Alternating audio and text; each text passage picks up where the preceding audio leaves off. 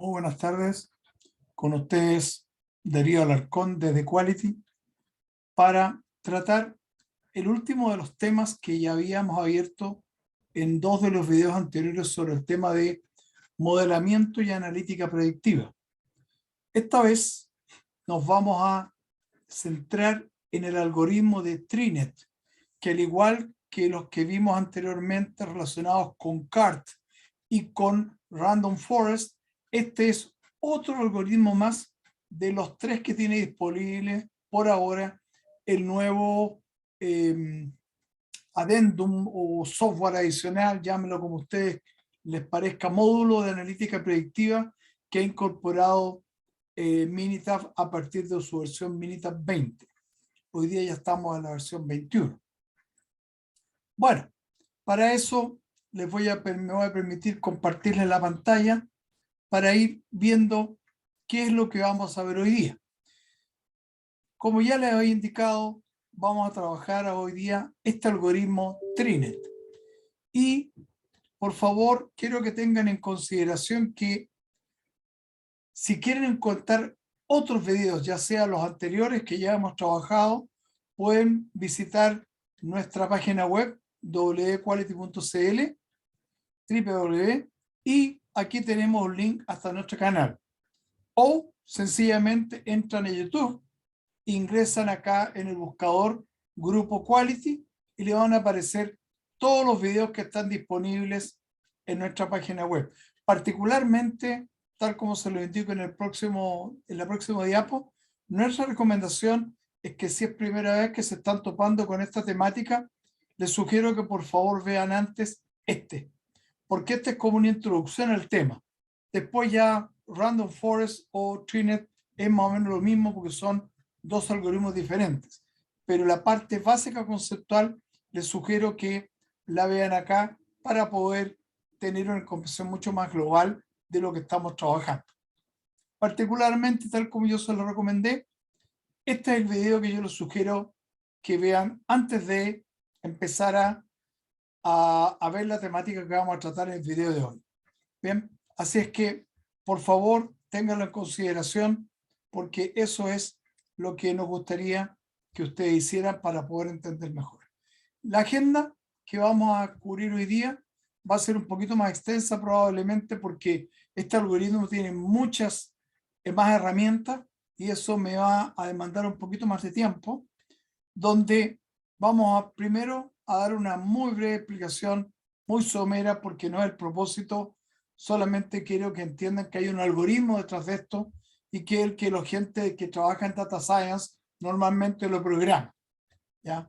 Usando las técnicas actuales de programación, se me olvidó el nombre del software que se usa en el lenguaje. Y vamos a presentar tres ejemplos. Vamos a ir directo al algoritmo en tres ejemplos. Uno, sobre una regresión o un modelamiento para la resistencia de probetas de concreto, donde tenemos 1030 registros con 8 predictores. Después vamos a hacer aplicado a estos dos procesos mineros, uno un desempeño en molino SAC, donde tenemos poquito más de 1000 registros con 11 predictores, y después el rendimiento de 523 pilas de lixiviación en que se tienen 10 predictores. Esos son los tres ejemplos que vamos a mostrar, que espero les sirva para comprender cabalmente cómo opera el algoritmo. Y es por eso que, como yo doy por sabido muchas cosas, por favor les sugiero que tengan la gentileza de primero asistir a este video que los va a introducir en el tema. Aquí, lo que ya hemos dicho en los módulos anteriores, a partir de Minitab 20 se incorporaron varios algoritmos. ¿Ya? Uno es Random Forest, que ya tratamos, el otro es TRINET, o que tiene un nombre un poquito más elaborado como el de acá, pero en general se le conoce como TRINET. Y vamos a entender que este, al igual que los otros algoritmos, se basa en CART y por lo tanto hereda prácticamente todas las bondades, restricciones o virtudes que tiene CART para efectos de modelar. Pero por supuesto, como es mucho más avanzado que CART, entrega una respuesta mucho más interesante, como vamos a verlo, de la comparación.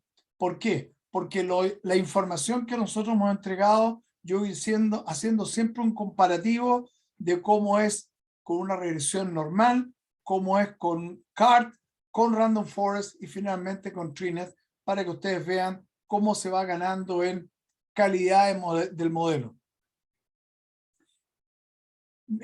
TreeNet trabaja básicamente con la pérdida de la función de los mínimos cuadrados, la función de pérdida de mínimos cuadrados, que es la que está acá.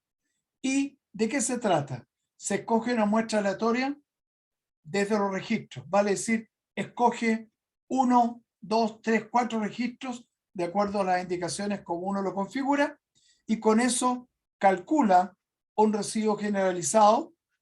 Bien, con eso lo usa como una variable objetivo y coloca una tasa de aprendizaje que es un delta adicional que le da para ir mejorando el algoritmo. Esto lo va haciendo tantas veces como uno lo haya configurado, y con eso, después de la primera iteración, parto ahora ya con este modelo, y el nuevo residuo generalizado lo trabajamos de esa forma. Y si yo, por ejemplo, tengo un modelo, quiero partir con un promedio de 40 y quiero tener una tasa de aprendizaje de 0.01, puedo perfectamente, si aquí tengo el registro que saqué, puedo hacer mi CART y en función de eso voy a determinar el promedio, por ejemplo, de una de las variables. Aquí estamos haciendo solamente con 2, pero los ejemplos que nosotros hicimos fueron bastante más. Y el valor del primer árbol que me va a dar un promedio, por ejemplo, en este caso de menos 2,027, que está acá, y calculo el nuevo residuo generalizado usando el valor de 39. Aquí está la forma en que se calcula y me da un nuevo residuo que es el que voy a usar en la nueva iteración, y esto lo voy a repetir tantas veces como sea necesario. Bien, y de esa forma, después de m iteraciones o m árboles, pueden ser 300 iteraciones, 1000, 2000, las que sea necesario en función de la fidelidad que nosotros queremos tener en el modelamiento. Se va haciendo lo mismo, se repite, pero ahora ya se trabaja con este modelo final general, donde ustedes se dan cuenta que va adicionando a esta función cada uno de los incrementos hasta llegar a un valor bastante apropiado. Y siempre está usando la pérdida de los mínimos cuadrados. Hay otros algoritmos que se pueden utilizar también, pero para partir hoy día vamos a solamente utilizar ese.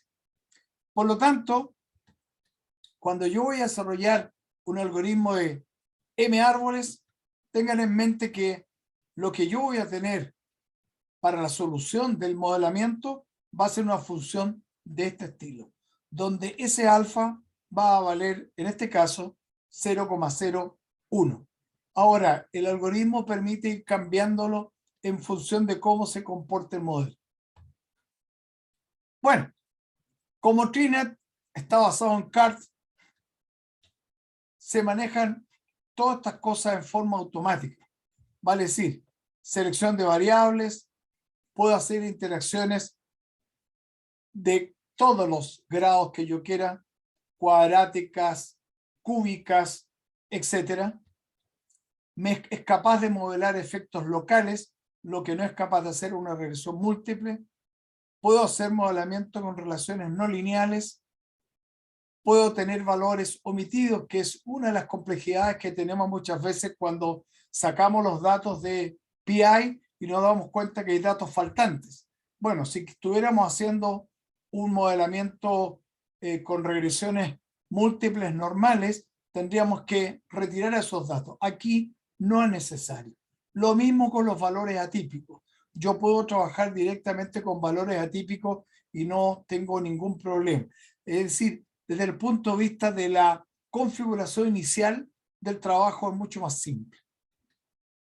La otra cosa interesante es que por ser, al igual que CART y que CART lo permite, yo puedo hacer transformaciones monotónicas de las variables. Vale decir, puedo multiplicar todas las variables, por ejemplo, por 1.1 o 1.4, o puedo elevarlas al cuadrado. Lo que a mí me parezca por alguna razón que yo pueda tener desde el modelamiento, y el modelamiento no va a variar. Bien, así que no se va a ver afectado. Y la otra cosa es que yo puedo tener datos basura, así como trabajo con atípicos, puedo tener basura. Y sencillamente lo que va a hacer el modelo se va a dar cuenta que son datos que no están relacionados con el resto y los aísla y los trabaja en un árbol en particular. Para ajustar algunos de los parámetros que no vamos a entrar en profundidad en este capítulo o en esta sesión, puedo mover el número de árboles, la tasa de aprendizaje o alfa, la fracción de los submuestreos, cuántas muestras voy a escoger, 6, 5, 10, bien, y la profundidad del árbol, vale decir, hasta cuántas ramas voy a querer entender. La forma de hacer esto va a depender de la experiencia del analista sin duda y va a depender también de la cantidad de datos que yo tenga. Ahora, cada iteración es un árbol simple y lo único que aquí nos plantea es que el número de árboles debe ser lo suficientemente alto para que la curva realmente sea asintótica. Le voy a mostrar algunos ejemplos de lo que ocurre, por ejemplo, con 300 árboles y después tuvimos que pasar a más de 1000 para poder tener una buena respuesta. Básicamente aquí tengo un ejemplo muy visual. Supongamos que el modelo que está en estas pintitas negras. Bien, eso es lo que nosotros deberíamos lograr con el modelo. Si yo tengo un árbol, prácticamente vean ustedes esta línea de aquí, es prácticamente, eso es lo que yo podría modelar con un árbol. Pero si ya paso a 10, este es el modelo que yo voy a tener. Pero si ustedes se fijan, yo paso a 600 árboles, ya el modelo se parece bastante al que tenía. ¿Se dan cuenta? Bueno, esa es la ventaja de usar este tipo de algoritmos. Independientemente de lo compleja que pueda ser el modelo, sencillamente el algoritmo nos permite ir aproximando por la forma en que trabaja el algoritmo, nos permite ir aproximando a un buen modelamiento. ¿Cuáles son algunas de las particularidades? Dado que TreeNet es una secuencia de cientos o miles o decenas de miles, dependiendo de la capacidad que tenga su computador, no somos capaces de visualizar esto en un árbol como lo hacíamos en CART, ¿ya? Sin embargo, tiene varias cosas que hemos visto hasta ahora. Por ejemplo, Random Forest nos permitía esto, pero estos gráficos de dependencia parcial no los tenía. Ahora sí los vamos a poder desarrollar. La estadística de las interacciones entre variables, esto también es interesante porque no tiene restricciones por la cantidad de interacciones que yo pueda tener. Y bueno, las reglas que usa el algoritmo. En este primer caso, vamos a ver, como ya les comenté en el primer video, esto yo lo saqué de la internet, que es son en total, hay 1030 datos o registros con 9 variables, de las cuales 8 son los predictores y la variable respuesta es la resistencia del concreto. Y aquí están las variables cemento, escoria, ceniza, agua, etc. Bien. Y esta es la edad que se deja madurar el concreto para poder calcular la resistencia. Eso es típicamente lo que hacen en cualquier edificio, van sacando probetas, las prueban y en la típica prueba a los 21 días. Si a los 21 días el concreto ya tiene un nivel mínimo para el tipo de concreto que se está usando, por ejemplo, un H20, ya con eso entonces se considera que se puede seguir construyendo. Y si no da, sencillamente hay que echar abajo una muralla. Bien. Los predictores todos están en kilos por metro cúbico, excepto la edad que está en días y la resistencia que está en megapascales. Bueno, aquí hacemos una primera, un primer modelo con 300 árboles. Fíjense ustedes que se ve claramente que el modelo no es asintótico, como que todavía puede mejorar. Pero sí todo, ya estamos logrando, acuérdense que tenemos datos de entrenamiento que son distintos a los datos de prueba. Vale decir, todos los modelos de Machine Learning trabajan con datos de entrenamiento, dividen los datos. Esto lo voy a usar para hacer el modelo y estos otros datos los voy a usar para validar que efectivamente el modelo responde. Y si ustedes se dan cuenta, ya con 300 árboles llegamos a un R cuadrado de 83%. Alguien podría decir, ya qué malo. Bueno, por eso es que hicimos este otro, donde aquí en vez de usar 300 árboles, usamos 1000. Y vean ustedes, vale decir, nosotros estábamos trabajando por aquí en el anterior, 300 más o menos, y ahora llegamos a 1000. Y vean ustedes a cuánto subimos, a 94,66. Bien, así que se dan cuenta ustedes que el modelo es bastante bueno. Cualquier regresión que tenga sobre 90%, un R cuadrado sobre 90%, es un estupendo resultado. Vean ustedes aquí 94. Bien. Este es otro de los aspectos que entrega este tipo de algoritmo, la importancia relativa.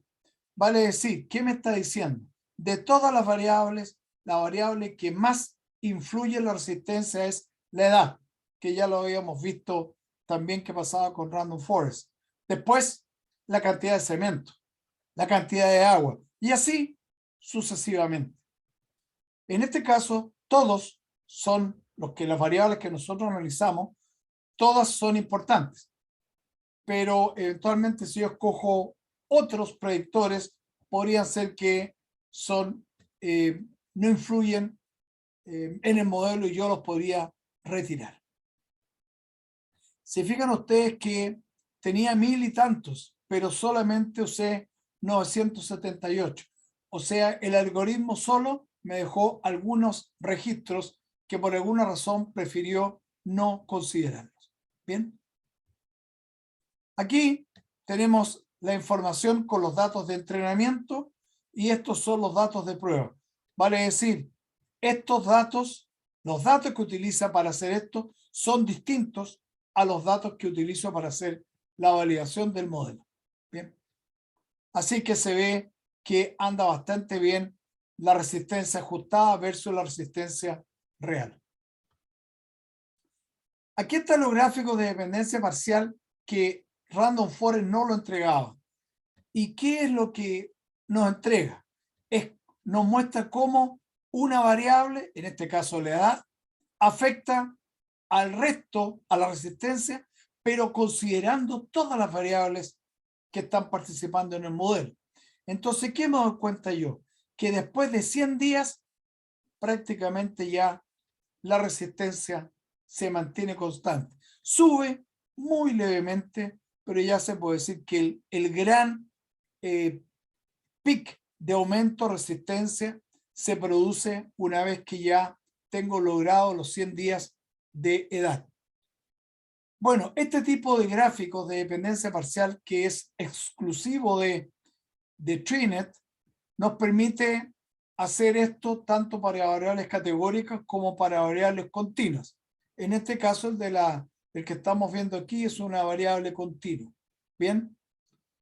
Entonces, lo importante aquí, no hay que enfocarse tanto en los valores puntuales, aunque esto ha ido mejorando. Antiguamente uno tenía que fijarse más en las tendencias, pero hoy día uno puede definir aquí con cierta claridad que si el resto de las variables se mantienen, si yo voy de 1 a 100 días, yo voy a pasar de resistencia de 18 a 48 megapascales, que es más o menos los valores que tengo aquí.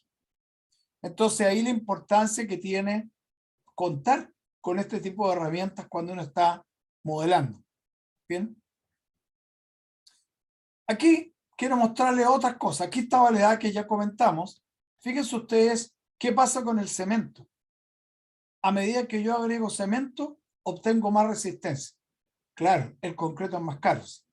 De ahí vienen todas estas categorías de calidades de cemento que va a depender del tipo de aplicación que yo necesito usar en una construcción. Por ejemplo, los rellenos probablemente los voy a hacer con poco cemento, pero en las áreas estructurales probablemente voy a necesitar mayor cantidad de cemento. ¿Para qué? Para que las resistencias estén dentro de lo que yo necesito para el cálculo de la resistencia estructural del edificio.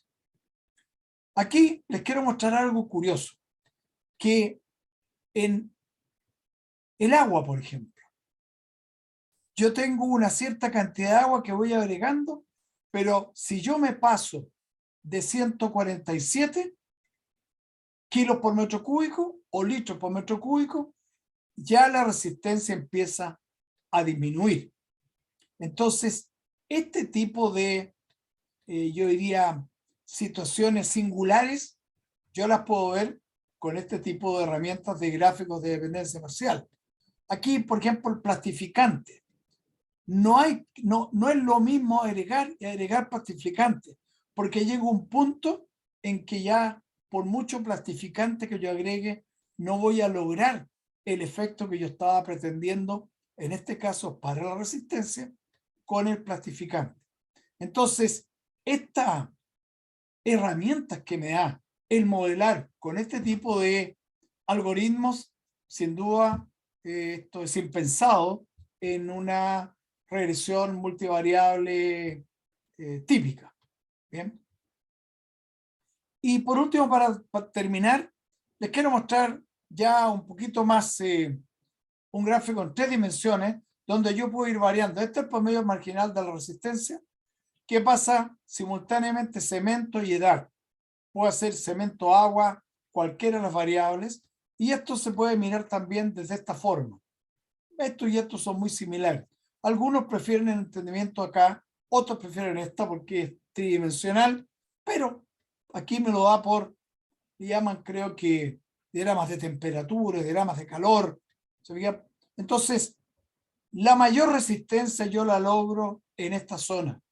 ¿Se fija? Donde tengo un alto contenido de cemento y una edad comprendida entre 150 y 300 días. O sea, incluso aquí, probablemente puede ser por la calidad de los datos, podría ser que sobre ese tiempo yo empiezo a perder resistencia. Pero yo creo que eso tiene que ver más con los datos que se usaron o por la cantidad de datos que esto sea real. Porque el cemento es una de las cosas que mientras más tiempo tenga yo, mayor es la resistencia. Bueno, así que pueden usar ustedes este tipo de visión o este tipo de mirada. Bueno, si ustedes han trabajado con regresiones multivariables, esto es impensado. La información que yo puedo aquí usar cualquier tipo de variable. En la configuración del algoritmo me permite ir haciendo ese tipo de ajustes. Bueno, aquí les pongo yo lo que logramos nosotros con una regresión lineal, después con la no lineal, donde tomamos interacciones hasta segundo orden, que nos costó bastante, la regresión CART, y vean ustedes, Random Forest y regresión Trinet, 94. O sea, claramente aquí tenemos un ganancial de prácticamente 6 puntos. Y esto es excelente cuando yo estoy tratando de entender y modelar un proceso para predecir qué es lo que puede ocurrir si yo manejo las variables o los predictores de otra forma. Yo puedo predecir cuál va a ser el nuevo resultado. Bien. Bueno, acá tenemos un ejemplo de una molienda primaria, donde aquí hay algunas variables, no todas, y me preocupé de colocar valores omitidos valores 0, etcétera. Y ustedes se van a dar cuenta que estos datos, que en general lo que a mí me interesa es la producción del SAC y las 11 variables que están participando, bueno, eran más, yo las redujo un poquito para hacerlo un poquito más entendible. Bien, y en este caso tengo 1003 filas que yo soy las que voy a usar, las que tenía disponible para hacer este modelamiento. Si ustedes se fijan, la primera respuesta que me entrega esto es que las filas que utilizó fueron 958. O sea, me dejó 45 filas afuera. O sea, me dijo, mire, los datos que encontré ahí no me parecieron, así que no las utilicé. Bien. Y aquí me está dando que, bueno, aquí hice un algoritmo especial donde utilicé tasas de aprendizaje variables. ¿Se fijan? Fracciones de sus muestras también variables, para ir teniendo un modelo más fino. Y lo que logré aquí, vean ustedes, el de entrenamiento, un 100%. Esto es impensado, ¿se fijan? Pero con los datos de prueba, ya logré un 98,86. O sea, ¿qué me está diciendo eso? Que el 98%, prácticamente el 98,9% de la variabilidad en la producción se explica por los 11 predictores que yo estoy utilizando en el modelamiento. O sea, es un modelo bastante certero en términos de lo que yo necesito para poder entender el proceso. Bien. Ya vamos a ver después que Random Forest lo entregó un resultado un poquito inferior. Ahora, vean ustedes la importancia relativa. Aquí estoy comparando TreeNet con Random Forest. Se dan cuenta ustedes que el L2, la utilización, hasta aquí van iguales, pero aquí se invierte. La energía del SAC, en el caso de Random Forest, dio más importancia que acá. Y indudablemente que este modelo que tiene un comportamiento mucho mejor es más confiable. Entonces aquí yo puedo irme dando cuenta la importancia que tienen las variables en la producción, que fue lo que definimos que era lo interesante para efectos del modelo que yo estaba desarrollando. Bien, aquí es donde se produce una inversión en términos de un modelamiento y otro. Bueno, aquí como es 100% el de entrenamiento, porque usamos varios mejoramientos ahí que lo permite hacer Minitab, y con eso logramos estos valores de valores de pruebas de 98, prácticamente un modelo perfecto. Veamos ahora qué pasa con algunas variables en el gráfico de descendencia parcial. Esto que era las toneladas por hora, hay un valor mínimo que empieza a disminuir, y ya sobre eso, prácticamente a medida que yo aumento el tonelaje, aumenta en forma prácticamente lineal la producción, en la presencia de todas las otras variables. Lo mismo con la utilización. Bien. Pero aquí vemos algo, la generación de pebbles, donde estamos viendo que si yo empiezo a extraer mucho, me empieza a bajar la producción. Entonces, aquí es donde uno ya tiene una primera indicación de decir cuál es la tasa de extracción de pebbles que yo voy a usar para poder, para no sacrificar tanto la producción. Acá tengo la energía del SAC. Vean ustedes cómo se produce una singularidad cuando paso directamente desde cierta energía, y ahí prácticamente ya la producción se mantiene relativamente estable. Pero si yo uso una razón de energía un poquito menor, voy a caer drásticamente en la producción. O sea que hay una discontinuidad. El proceso no se comporta en forma lineal. Si yo tengo esto a este nivel, 351.000 kilowatt hora, voy a lograr esa producción. me muevo un poquito de esa energía y caigo inmediatamente a 84.000. Bien, 84.500 o algo así. Así que es muy interesante estos gráficos de dependencia parcial. Y aquí sale una cosa bien curiosa, donde hay una zona como una, y aquí también está, se fija como una zona, como un hoyo, donde uno debe evitar estar ahí. ¿Por qué? Porque claramente en esa zona voy a tener yo un sacrificio de productividad. Y me está mostrando en el fondo cuál debiera ser las zonas preferentes, considerando dos variables, estas dos variables, pero yo podría ver otras para entender lo que está ocurriendo. Bien, así que como ya le he dicho, estos dos es bueno verlos en paralelo. Como no hice este análisis yo con el CART, aquí el Random Forest logré 97, bastante bueno, y ahora con este otro logré 98,9. Bien. Una pequeña mejora para Trinet. O sea, desde el punto de vista de esta molienda primaria, Trinet, Random Forest o Trinet es más o menos lo mismo. Pero la cantidad de información que entrega este análisis es mucho más interesante. Por eso es que a pesar de que son muy similares, es preferible usar esto.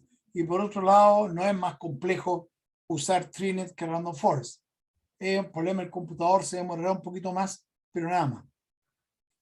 Aquí, para el último ejemplo que les voy a trabajar, es distintas variables de pilas de lixiviación. Aquí el rendimiento de cierre es lo que interesa. Y discúlpenme que soy un poquito, no quiero dar a conocer cuáles son las sales que están acá. ¿Por qué? Porque estos son datos que yo extraje, no son exactamente igual a los datos de un cliente, pero prefiero mantener esa información para proteger la confidencialidad del cliente. Entonces, ustedes se dan cuenta aquí que tengo 10 variables predictoras. De hecho, en este trabajo tuve alrededor de 33 variables. Y en este caso tenemos 523 pilas. Bien. Fíjense ustedes que hay datos omitidos. Y cuando yo hago correr el modelo, también corre el modelo optimizado. Aquí me dice que trabajó con 523 filas. ¿Se dan cuenta? Aquí, a pesar de que hay filas que tienen datos omitidos, igual las consideró en el análisis. No las dejó fuera. Dijo, bueno, tiene menos datos, pero pudo hacer el trabajo de la misma forma. Acá, como usamos el modelo optimizado, de nuevo me da el entrenamiento un 100% y el de prueba 96%. Vale decir que el 96% de la variabilidad del rendimiento que tienen las pilas se explica por los 10 predictores que utilizamos. Dios, sí, de los 10 predictores que utilizamos. Bien. Así que es un modelo bastante bueno. Aquí comparo Trinet con Random Forest. Se nos produce una cosa similar a lo que ocurrió en el caso de la molienda primaria.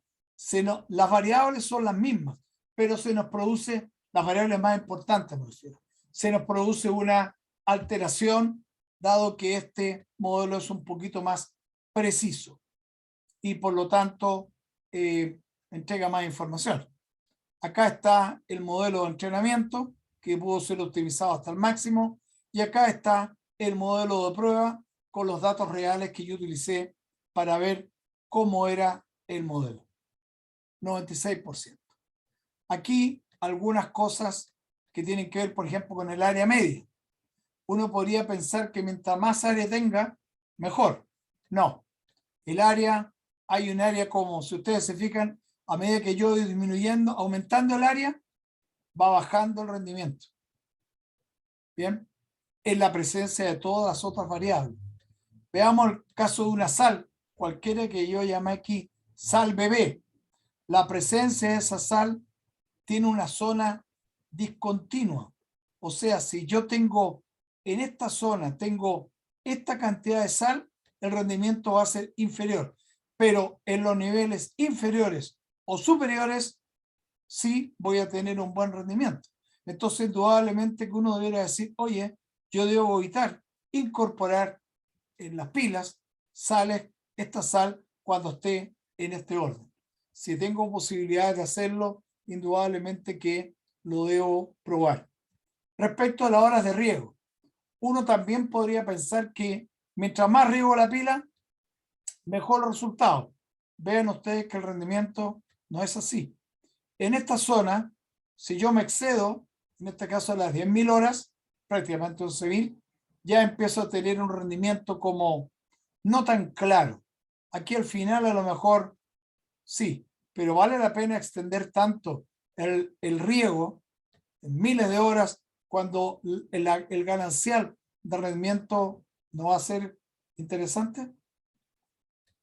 Lo mismo con la recirculación. Al comienzo la recirculación, a medida que va aumentando la recirculación, aumenta el rendimiento, pero después empieza a caer. Bueno, si ustedes se fijan, el tipo de análisis que uno puede hacer con estos datos es espectacular. O sea, aquí hay claramente una zona donde yo no me tengo que meter. Por aquí, por favor, no. Manéjese, ojalá, por aquí, donde la área media sea de este orden y el contenido de sales sea de este orden, de esa sal en particular. ¿Se fijan? Así que, finalmente, el cuadro comparativo con Random Forest nos dio 81, tenía menos datos. Entonces eso también influye. Cuando tengo muchos datos, aquí en Random Forest le cuesta mucho llegar a un mejor modelo. TreeNet en el sentido como va sacando trozos de árboles, va escogiendo y armando árboles para hacer los miles de árboles o decenas de miles que yo le indiqué, es mucho mejor. Así que realmente el rendimiento acá es tremendamente distinto. Bien. Bueno, eso era lo que yo les quería mostrar. Discúlpenme que me haya extendido un poquito, pero lo que a mí me interesa es que ustedes visualicen que hoy Minitab tiene herramientas para hacer esto llamado modelamiento. ¿Por qué es importante el modelamiento? Porque yo no siempre tengo, por ejemplo, la minería, que son los casos que yo utilicé, no siempre tengo los mismos predictores en las mismas bandas. A veces tengo que cambiarme. Entonces, el hecho de tener un modelamiento de este tipo, dice, a ver, ¿cómo tengo que combinar mis predictores para tener el mejor desempeño en la variable objetivo que yo estoy persiguiendo? Sin este tipo de herramientas, disculpen que a mis colegas, nunca lo van a poder lograr. Así es que lo único que yo les puedo decir, aquí están mis datos, si ustedes necesitan contactarme, yo estoy trabajando, ayudando a las empresas a hacer estos modelamientos, particularmente en el área minera, he tenido varios contactos, así que con el mayor agrado les puedo ayudar si ustedes lo necesitan. Y solo para terminar, plantearles que este tema del modelamiento con este tipo de herramientas, se pueden hacer lo que hacen los cientistas de datos, que esto lo hacen por programa. Entonces escogen un lenguaje que les parezca apropiado y usando este algoritmo u otros, van desarrollando y van logrando resultados similares a este. El problema está en que parece que tener un equipo de desarrolladores para poder hacer esto y gente que entienda lo que está haciendo. Sin embargo, acá, sencillamente, nosotros somos ingenieros, yo no soy cientista de datos, yo soy ingeniero, meto los datos, entiendo el proceso y con esto puedo modelar en forma muy rápida, pero muy rápida. Estamos hablando de horas. Yo puedo tener un modelo que puedo después probar con otras variables. Típicamente, por ejemplo, cuando pasa en la minería, que uno va a sacar de otra zona de la mina, dice, bueno, ¿qué es lo que puedo esperar? Incorporo los datos, corre el modelo, que ya lo explicamos en Random Forest. No lo hice acá porque ya lo habíamos hecho en Random Forest. Echo a andar el modelo y puedo saber qué es lo que yo puedo esperar del desempeño de las variables que a nosotros nos interesa. Y por lo tanto yo puedo hacer el mix de qué es lo que más me conviene para poder lograr el mejor desempeño de mi proceso productivo. Bueno, les quiero agradecer la gentileza de que hayan accedido a este video y con esto yo ya termino. Este es el último algoritmo que tiene por lo menos en la versión 21 Minitab con su módulo que se vende aparte de analítica predictiva y espero poder encontrarnos en otros temas más adelante.